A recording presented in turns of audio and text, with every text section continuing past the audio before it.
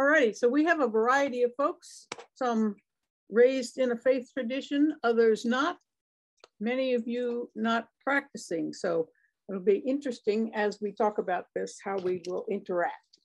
One of the things that you see on the Virginia Interfaith Center for Public Policy literature, you'll see it in signs when we have demonstrations and whatnot, is the statement, all faiths believe in justice. And I think that is true of just about every faith tradition that I have ever heard of.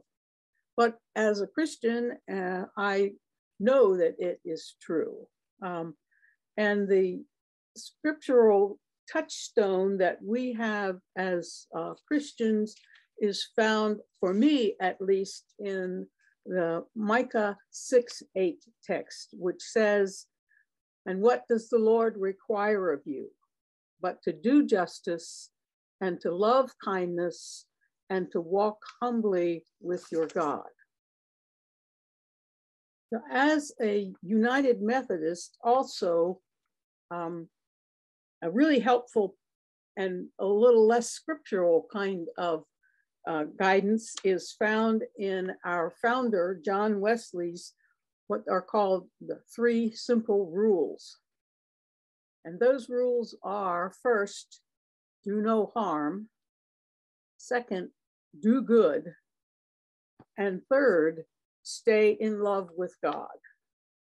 Very similar to do justice, love kindness, and walk humbly with your God. So both of those sets of rules have both a public and a private dimension, a spiritual dimension that is entirely private, but also a very public dimension. Doing good or loving kindness, as those 2 sets of rules would say, obviously have a public aspect, which we often might call charity. And lots of faith traditions are very good at charity. We offer food to people. We provide a whole variety of different kinds of gifts and services to folks. But often these things are things which do not necessarily change the overall status that these folks enjoy in life. I think the saying has been from time to time, if you give a man a fish, he can eat for a day. If you teach him how to fish, he can support himself for a lifetime. So just giving a man a fish, just charity, is not necessarily, although it is public, it's not necessarily what I would call justice. So to do justice, I believe, or in Wesley's rules, to do no harm, is much more likely to push us into a public realm, into public positions, into action. We can limit that public face to our own personal actions, the things that you and I might do. And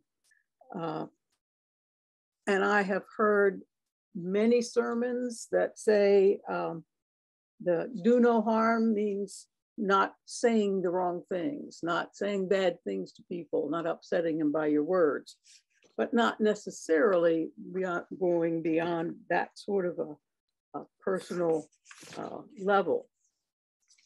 But I think the other basic scriptural tenets that many of them that we hold close to our hearts as people of faith do push us into a public expression of doing justice.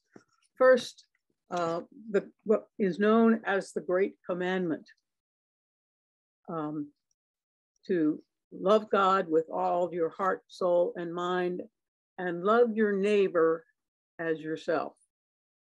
And the idea is that your neighbor is not just the fellow who lives next door.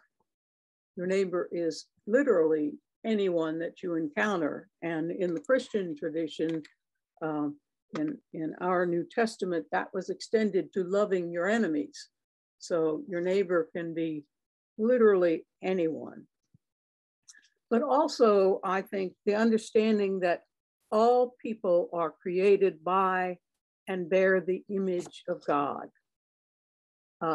Thus, everybody should have dignity and freedom, or in the words of our Declaration of Independence, life, liberty, and the pursuit of happiness. So if we're going to do justice, it should mean that we are called to action whenever a person is denied these things: life, liberty, dignity, the ability to pursue a reasonable life. And as people of faith, we should be called on to seek change or justice, as it were. And that would mean not only handing out food or doing some other kind of thing that we might do to someone, but it means trying to change the laws that would deprive certain people of their rights. It means trying to change attitudes in which some people are considered to be second-class citizens and whatnot. It means making sure that the rules that are designed to protect people from being discriminated against, or either economically or personally or in any other way, are followed.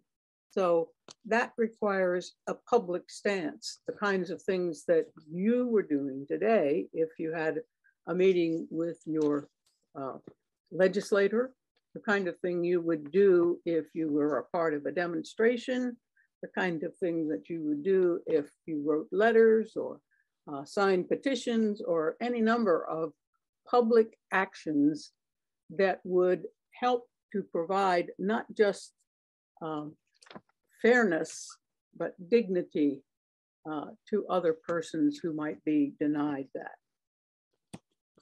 So how do we do that?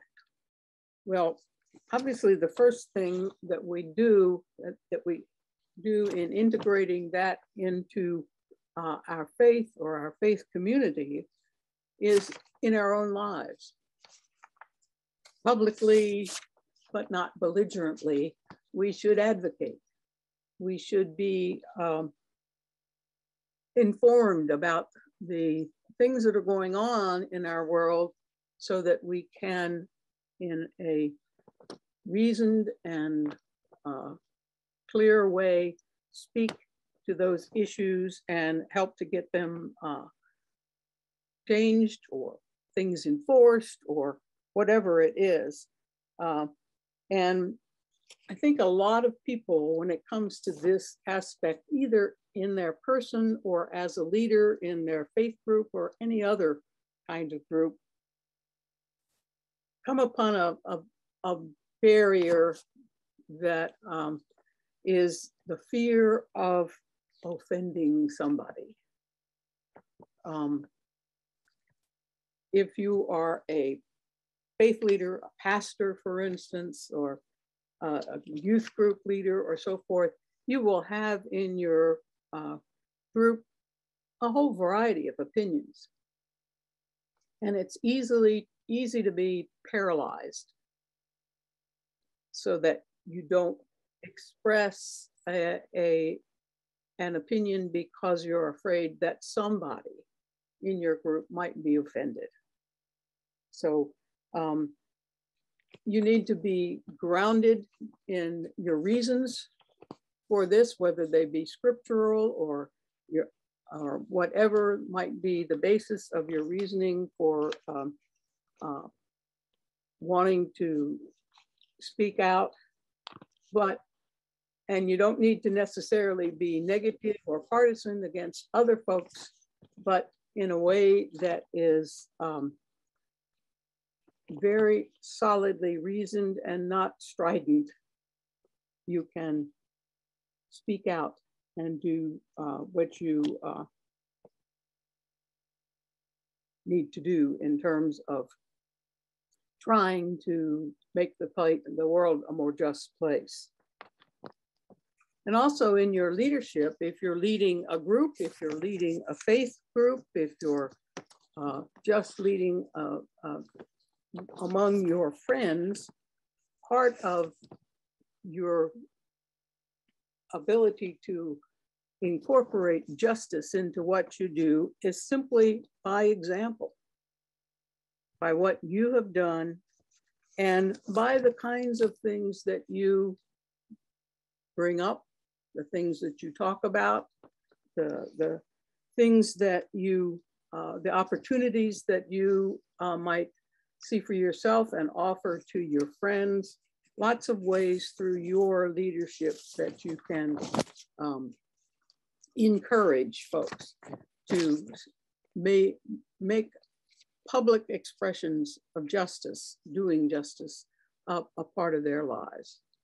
And you can do so by joining with other people who have similar convictions that you do in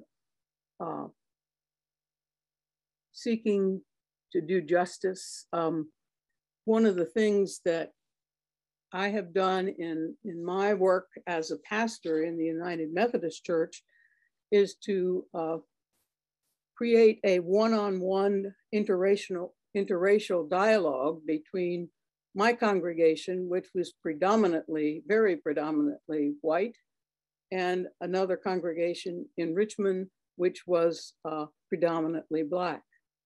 And we had meals together, we watched a film together, and then we in small groups talked about the issues that the film brought up, so that we could begin to understand each other's perspective and then be able to speak more clearly and forcefully in efforts to try to find racial reconciliation in a larger context. So by joining with other people who are similarly motivated as you might be, whether it's racial dialogue, whether it is about a specific group of people who are you feel are not being included, that you want to help out, whether it is criminal justice issues that you're interested in, whatever it is you're interested in, if you can join with some other folks and particularly try to find folks who may not necessarily be on the same wavelength that you are, and try to create some dialogue so that you can together move toward that space where justice is done. You can also integrate justice into your life, into your work, into your faith leadership by encouraging those others around you who seem to be interested, but maybe aren't quite ready yet, by giving them resources, by making connections that they can use to get into justice work, by inviting them to join you if you're going to a demonstration or you're going to a seminar or whatever it is that you might be doing. You can, if you're part of a faith community or any other kind of community that seeks to be doing justice, you might seek out those persons on the margin in your community, not just to offer charity to them, but as friends and partners in seeking to do justice.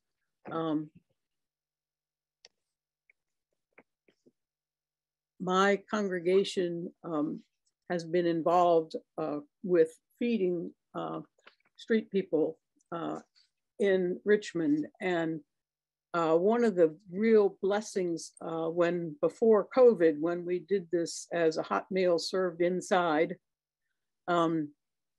was that we had the chance to go around and sit down and talk to these folks and ask them what their concerns were, and try to get to know them better, and often be educated by them and inspired by them, rather than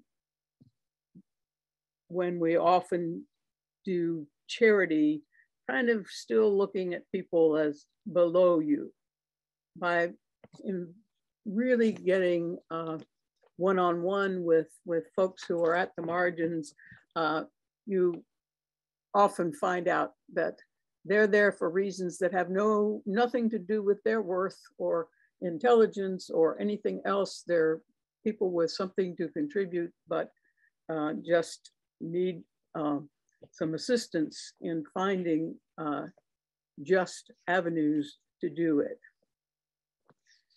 And I don't, if you are at some point in your life become a leader, either a faith leader or a nonprofit leader or something to that, in that effect, and you are part of an organization that has space, that has a building, one of the things that you can do is to encourage your organization to seek out other justice-seeking organizations and offer them the use, either free or at a modest rent, of your facilities. There are lots and lots of churches that have a lot of room that they don't use regularly during the week, that this can be done.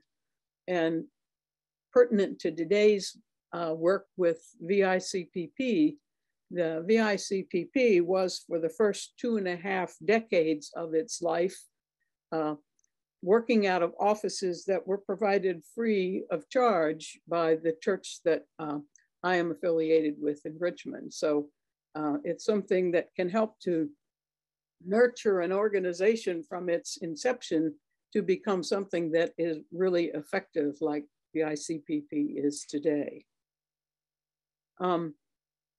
Those are pretty much my comments that I wanted to share with you. I'd love to hear anything that any of you might have to say about your experiences with seeking to do justice and in integrating that into your life, your hopes that you might have of maybe doing that as a faith leader or a leader of any sort in your life to come, or any questions that you might have of me.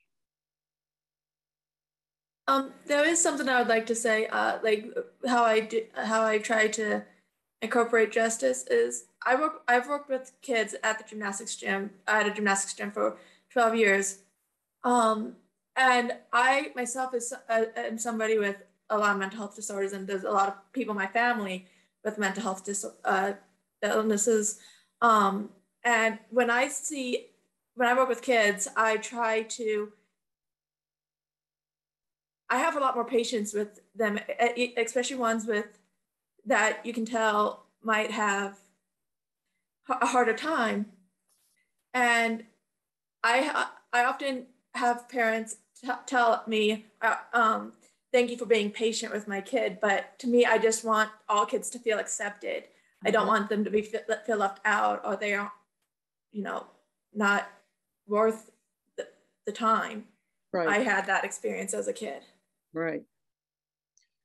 I think a huge part of doing justice is simply recognizing the dignity and worth of every individual, no matter what their limitations might be, or what the society might label them as.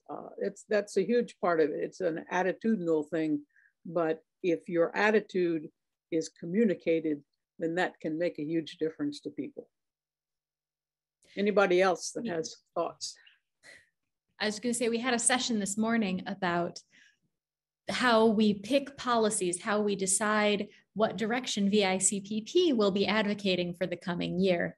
And of course, justice is a part of that, but everybody wrote in the chat, what guides their moral life and what ethics guide them. And respect for humanity, care for others, was so common among folks. And I am so grateful we've got such a good group on.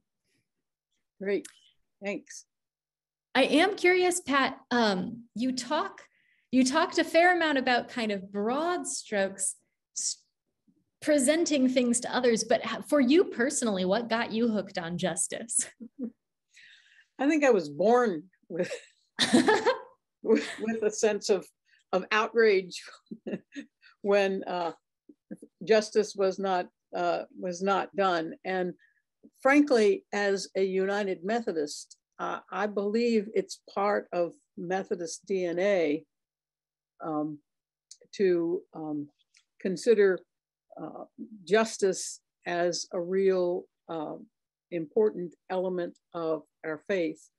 I mentioned John Wesley before, but Wesley founded the Methodist Church. He didn't intend to, but because of his wanting to reach out to people who were disadvantaged in society, he formed, while he was in college, a group of young men who were very meticulous about the way they went about doing good, and so they were called the Methodists.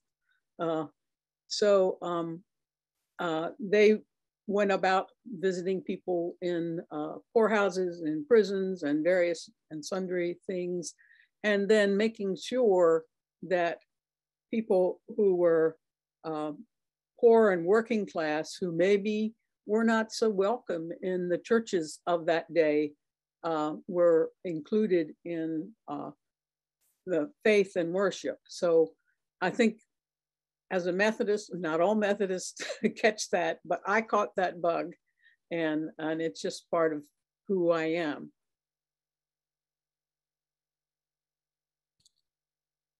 Well, that's awesome. We are glad to have you.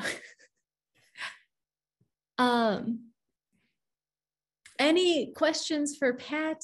Any, other examples of how you live justice in your life? Or I know a fair number of you are social work students, several of you are seminary. It's on track to go the seminary route. How does this look for you? Tricia, I'd like to raise a question if I could. One thing that I've heard coming up a lot working in the church, and I'd be interested to see how this goes with those who don't identify with the faith community at this time, is I definitely understand justice as an extension of my faith, like you were saying, an expression of my faith. It's how I connect with others and with God. But what we have heard going around my congregation is that they feel that justice is political, and it feels stressful to talk about, and it takes away from any type of peace they could feel within church, within worship, I should say, on Sundays. And so how do we respond to that faithfully? What feedback do you have when it comes to that? Because I feel like that's going to be an ongoing issue as we keep trying to, do difficult work, especially here in Richmond, like anti-racism training and public policy work. Well, I think the first thing is to be grounded in your beliefs, in your faith tradition, in your scriptural background. And when you get ready to do active justice work, have it come out. I mean, for instance, justice was a big part of my preaching. I didn't start out and say, I want to preach about justice, but I looked at the scriptures and I said, ooh, this is a call to do justice, and preached in that way and prayed in that way. And as a faith leader, as you preach, as you teach, as you pray, and you don't have to do it in a partisan way.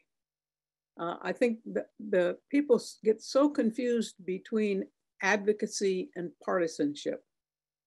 The Interfaith Center, for instance, is very careful to be nonpartisan. But that doesn't mean that they don't support justice issues because somebody else might disagree with it.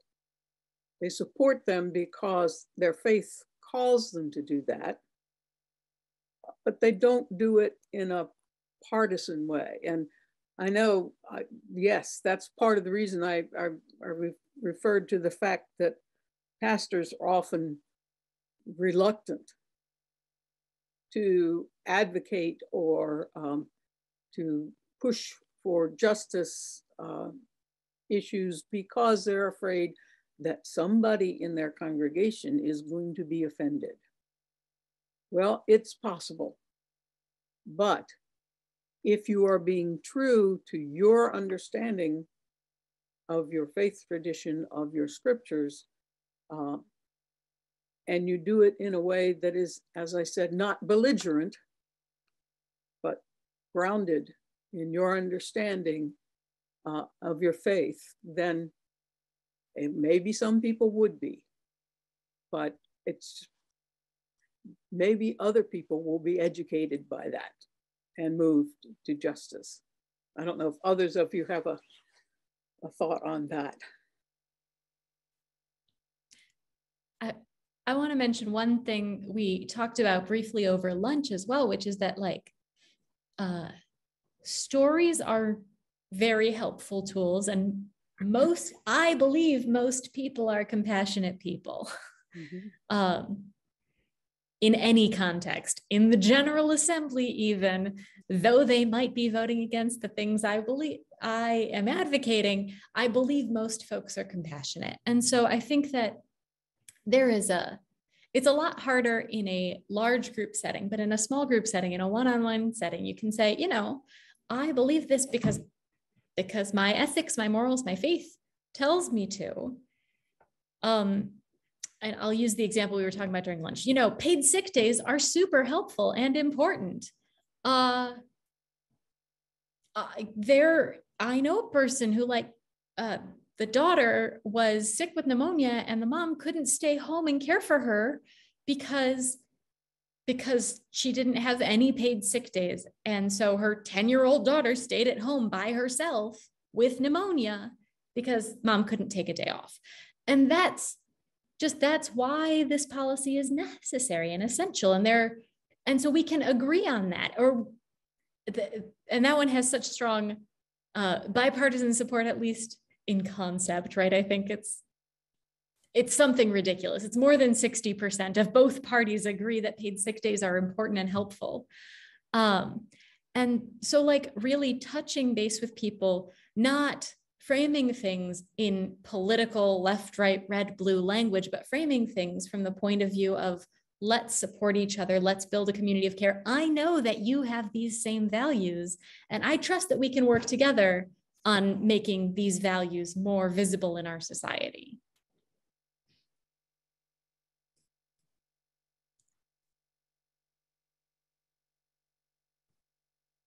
If you don't mind, I want to echo, in an earlier life, I was very involved in politics. I was a political consultant, and then I decided to go into the ministry. And it was for that exact reason, that I was so sick of the red-blue world.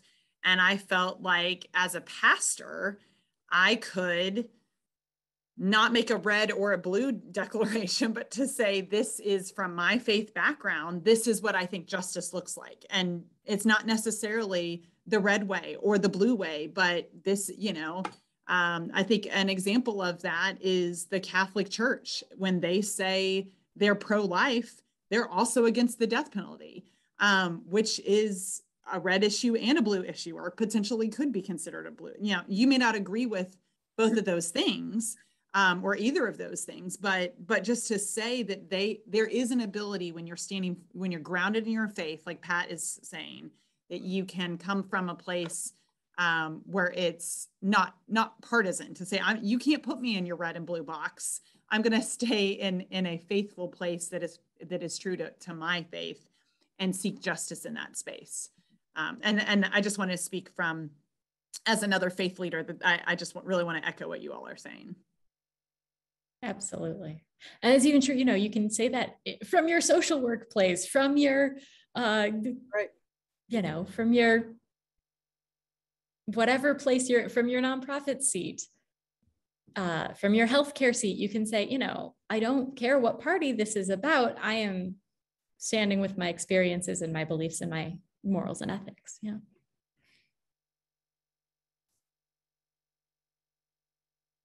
Yeah, I think when we're talking about faith-based advocacy, we aren't necessarily talking about advocacy from the point of view of a practicing person of a particular faith tradition. Many of you identified as non-practicing Christians when we started out today. That doesn't mean you don't have faith. It just means that you are not quite ready to be a part of one of the current traditional expressions of that faith. So sometimes folks who are very interested in and very committed to justice get frustrated with traditional faith communities because they tend to be so hesitant. So sometimes that's a good thing. Go ahead, but still, as long as your commitment is grounded in your moral understanding of faith and how it should express itself in the world, then that is a perfectly valid way of going about being a, quote, faith leader in doing justice. And I do want to mention, VICPP in the mission statement says we engage people of faith and goodwill. So being a leader is, in any realm, is a great part of that. But yes, this session is about faith leaders too. So.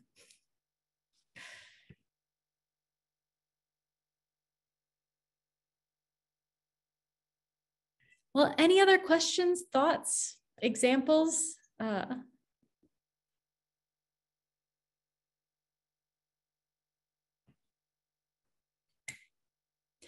I so appreciate all of you being with us today. Thank you for sharing of yourselves, for being present, for being willing to do advocacy.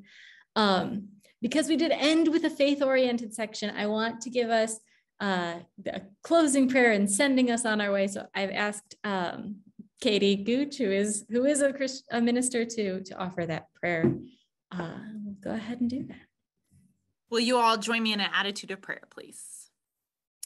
Spirit of life, God of many names, thank you for the opportunity for us to gather today.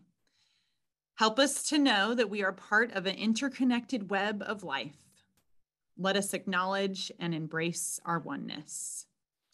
As we leave today, let us be the good that we want to see in others, and let us work to be the change that we seek. And let us all say together, amen.